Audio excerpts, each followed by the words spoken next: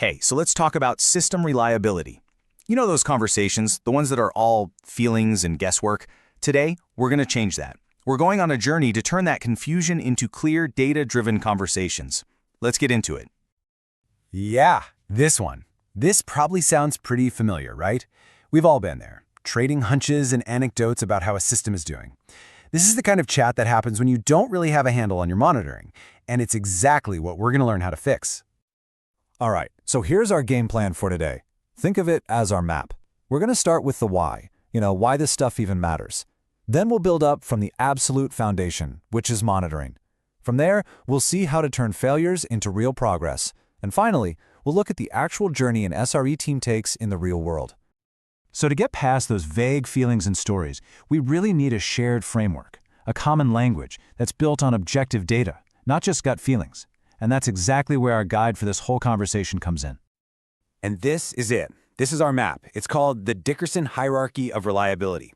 It's a really powerful tool that gives us a structured way to think about, to talk about, and ultimately to improve our systems, starting right from the bottom and working our way up.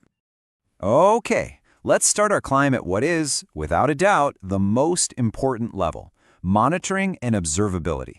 So why is it the foundation? Well, because it answers the most fundamental question you can ask. Are things getting better, or are they getting worse? I mean, without this, you're basically just flying blind. And check this out. This is what's so cool. This slide completely transforms that first conversation we heard. Over on the left, you've got hunches. I get the sense. I haven't been paged. But on the right, that's a shared reality, and it's all based on data. When you start using things like service-level objectives or SLOs and tracking key metrics, you can have a real, productive discussion. It's a total game changer.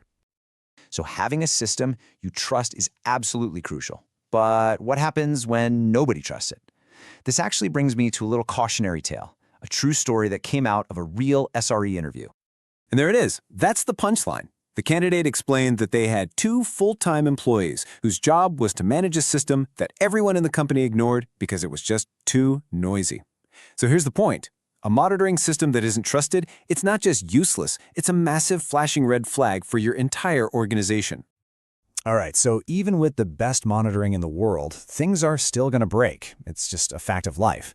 So let's move up to the next levels of the hierarchy and see how we can handle outages, and this is the important part: actually learn from them. Level 2 is all about incident response. And really, this is just about having a plan. It's about making sure that every single outage doesn't feel like you're running around with your hair on fire. This is how you protect the humans in the system, especially the folks on call, from totally burning out. It's what makes all this reliability work sustainable in the long run. Now we get to my favorite level, the post-incident review. I just love this part because it feels almost like magic. See? An outage is always a loss. Loss of time, money, customer trust. But this level, this is like the counterspell that lets you transform that loss into something incredibly valuable, learning that makes your system stronger. I want you to sit with this question for a second, because it's a big one, and it comes from the field of resilience engineering. We are always so obsessed with finding the one root cause of a failure. But what about the day before, when everything was working perfectly? What was the root cause of that success? This question just completely shatters that simplistic idea of a single cause and makes you appreciate how complex our systems really are. So we've covered reacting to problems and learning from them. Now let's climb to the very top of the pyramid. This is where the whole focus shifts from being reactive to being proactive, to preventing failures from ever even happening in the first place. Up here at level 4, we're talking about things like automated testing and really smart release pipelines to catch bugs before they ever see the light of day. And then at level 5, we have to deal with the kind of weird truth. Success itself can be a threat. Think about it. If your site gets super popular but can't handle the traffic, as far as your customers are concerned, it's broken. There's no difference. Okay, so we've got our map, the hierarchy. It's clean, it's logical, but a map isn't always the same as the actual terrain. So let's look at how this plays out in the messy, real-world journey that most SRE teams actually take as they grow.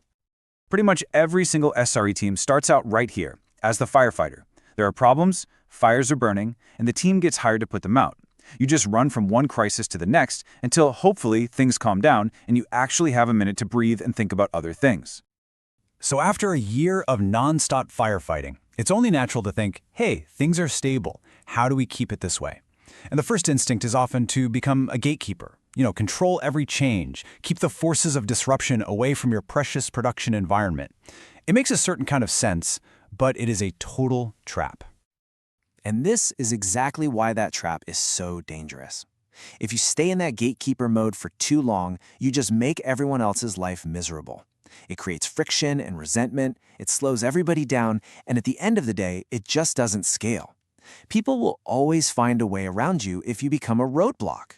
So how do you get out of that trap? Well, you attack the problem, not the people. You sit down with the developers, you figure out the common issues, and then you codify all those rules into automated checks. The computer becomes the enforcer, not the SRE team. And that frees you up to build golden paths, the easy, supported, well-lit way for developers to do the right thing. All right, we've seen the map of the hierarchy, and we've walked through the common paths of the journey. Now, let's put it all together and build a compass, something with clear directions to help guide you and your team toward a healthy and really effective SRE practice.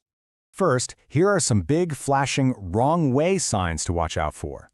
If your only job becomes handling the pager for another team, or you only get called in when there's a 5-alarm fire, you're not really fulfilling the SRE mission. These are signs that your SRE team has kind of lost its way.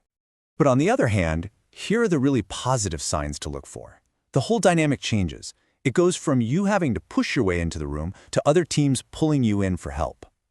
You'll hear people start using your language, SLOs, error budgets, and maybe the best sign of all, people start noticing the outages that didn't happen because of the proactive work you're doing. So as we wrap up, I just want to leave you with this one question to take back to your own team. Looking at this map and thinking about the journey we just talked about, where are you right now? And more importantly, what's the very next step you need to take?